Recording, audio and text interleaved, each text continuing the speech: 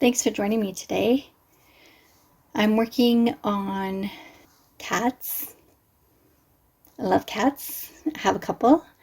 And this is a kit by Periwinkle Matilda and available in her Etsy store. And what I thought I would do is use this pudding box, and I've just taken it apart at the seams and I've cut off the flaps and one of the quarters of the box. So this would be the box, and I've cut off this one section here, but I've kept these two flaps, and I have done a little bit of light sandpaper around the edges to get to a point where it's a little bit raw, because this will be water resistant or ink resistant if you don't do a little light sanding. So you can see I've actually been able to put a little bit of ink on there, and then on the inside too. So what I'd like to do is make it a flip, and I've got a couple of envelopes, so I have these ready to cover. So it's just an envelope. The first thing I did was seal the envelope flap where the gummy is there. And then I've cut it to size, so I want it to fit inside here. And I have cut the flap side as well, just so I can get one of these hinges in there. And so this is just a piece of rectangular paper. It's cardstock. I've mitered the edges there, and I have inked both sides of the inner crease. So what that's going to do is I'm going to put that hinge in there and cover it with the pretty paper. Put a little tab at the top, just on the inside, so you can put a tag inside there. Put that all together, and with the hinge is going to come out on half of it, so half of it will be glued inside of the envelope, the other half will be on this side, and I have a piece of paper to put over top of that. So then it becomes a flip flap there. And I have one for the other side as well, same thing. And then this is a window envelope. So with the window envelope, I've just put a piece of paper, pretty paper on the inside. And there's the flap. And then I'll put a little tab at the top. And then that becomes another flip out. And this hinge can go either way, so you can put it on the right or left side. So then that becomes another flip. Then we'll have flip, flip. And then these flaps, I have pieces for the flaps as well. And this is the right outside flap. For example, I cut them exactly to size. Otherwise, because you really have to cover up the pictures and the color of this. So you have to, basically I cut it to size, so I held it up with the piece of paper and actually cut around it so it's exactly the right size to fit there and cover everything up. And then when you glue, you just have to make sure that it's exactly in the right place. So the left outside, I marked that. Those are the inside pieces, left outside. And these are the inside pieces, left and right. And these flippy envelopes will go inside. And then I made some tags that will go inside the top of the envelopes, like this. So I added a little bit of another score line on 1/4 inch on each side of the original fold of the box. And then that creates a little bit of a gap there, and that makes sure that everything can move smoothly inside. And definitely before you start gluing stuff down, just take a moment and check that everything's going to fit side to side. Put everything sort of together, because if you don't have all the pieces, it won't help you to decide if you have the right size or not. So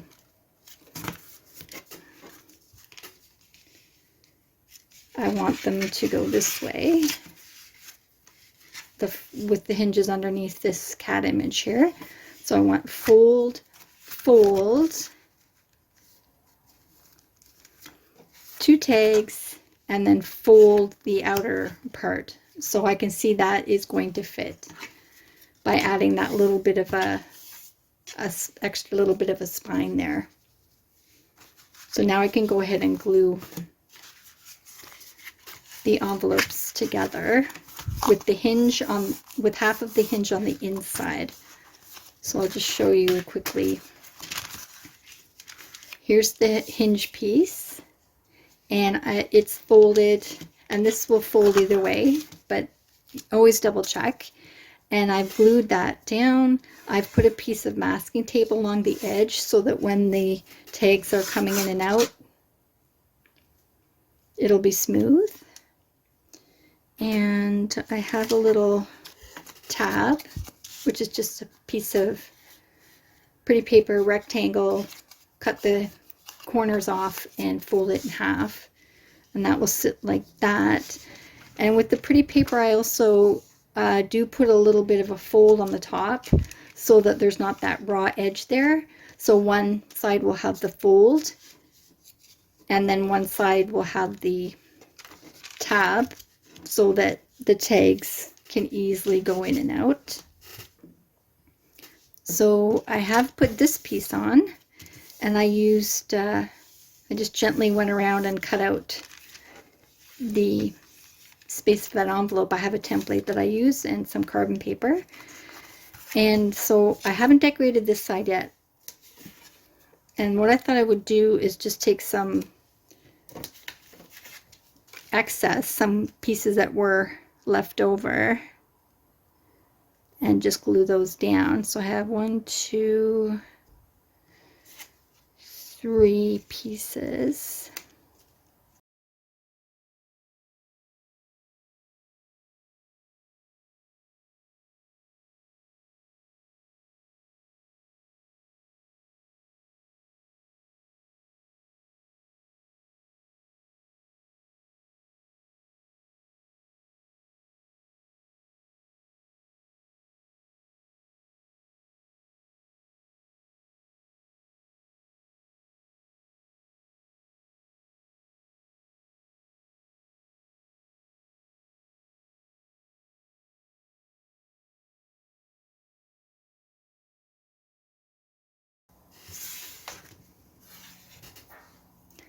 Okay, now I'm ready to put the tab on the top.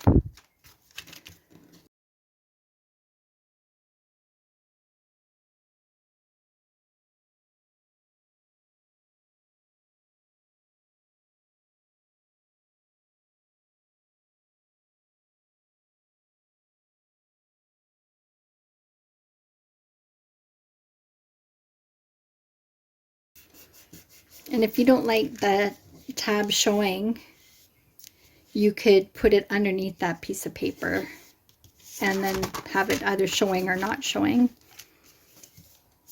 You can hide it. So I am going to seal this up now.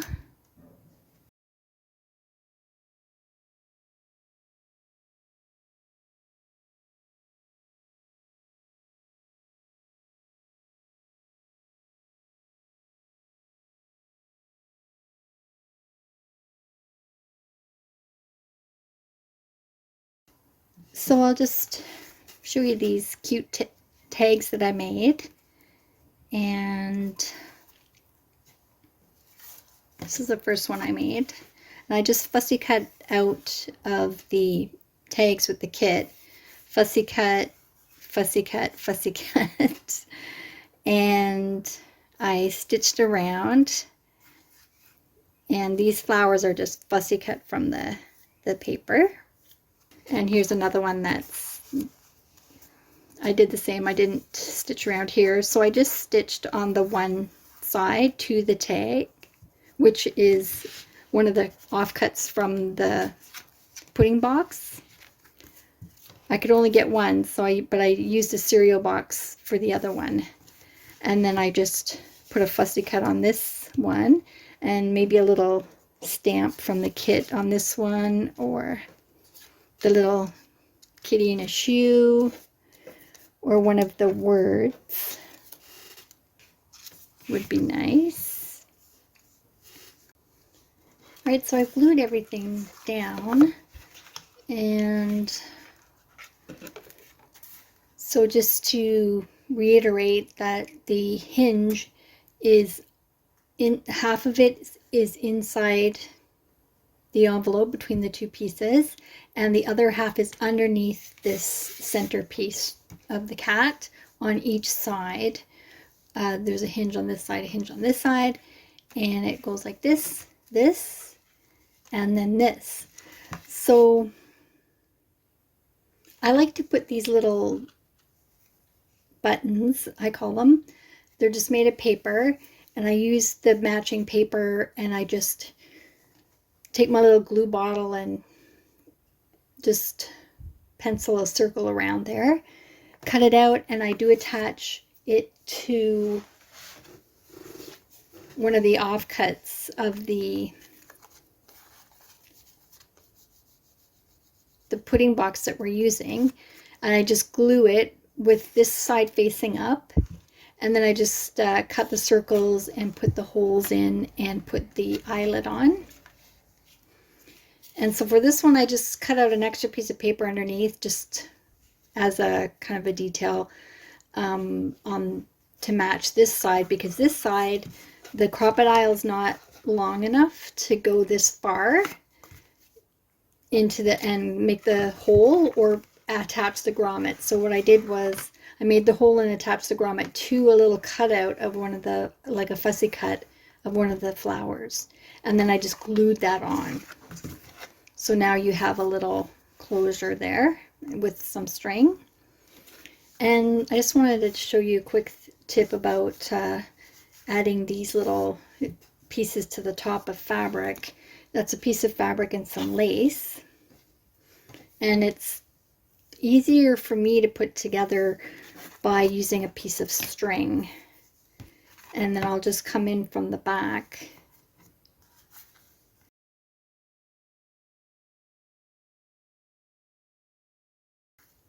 Go to the middle of the two pieces that I'm putting in, and just take the string around to the back, and then just pull that through.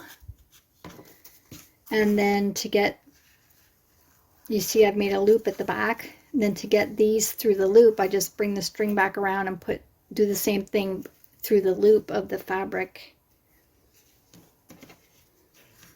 So I'll just wrap the string around, bring it through the loop, and I'm going to get it more to the top of the tails there that I can, and then just pull them through. Give a little help there, and there you go. Now you've got what I think is much prettier than just one piece or another. It's the two pieces.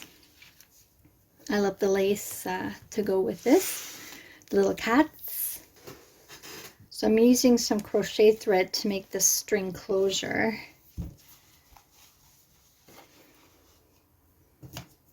Just cut a piece of that off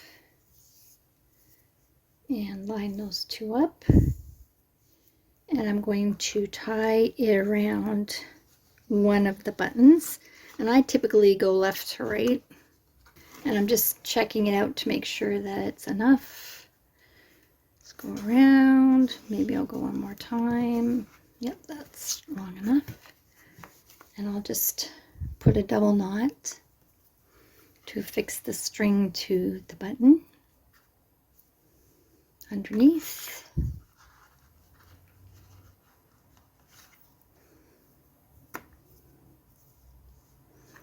got an extra little bit of a pull there.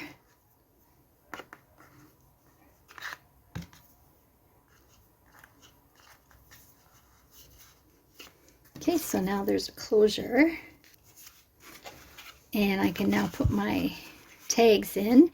And for this tag with the window, I want to put this tag in with the little kitten at the back, so you can see the little kitten peek out there. And then open it up, and for this one, doesn't really matter which way it goes in. And flip, flip, flip, flip. Good thing I have those little bit of spine there. Now I didn't put anything on the back just because I will be putting this probably in one of my books that I make.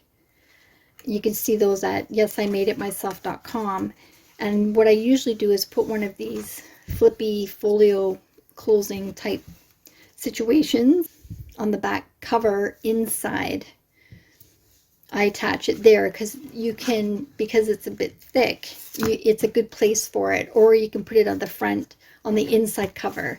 And because it's the cover, it's more stable and secure to hold something heavy like this. Or you could cover the back with a piece of the pretty paper and send it as happy mail. That's my project for today. Hope you like it. Thanks for watching. Take care. Bye.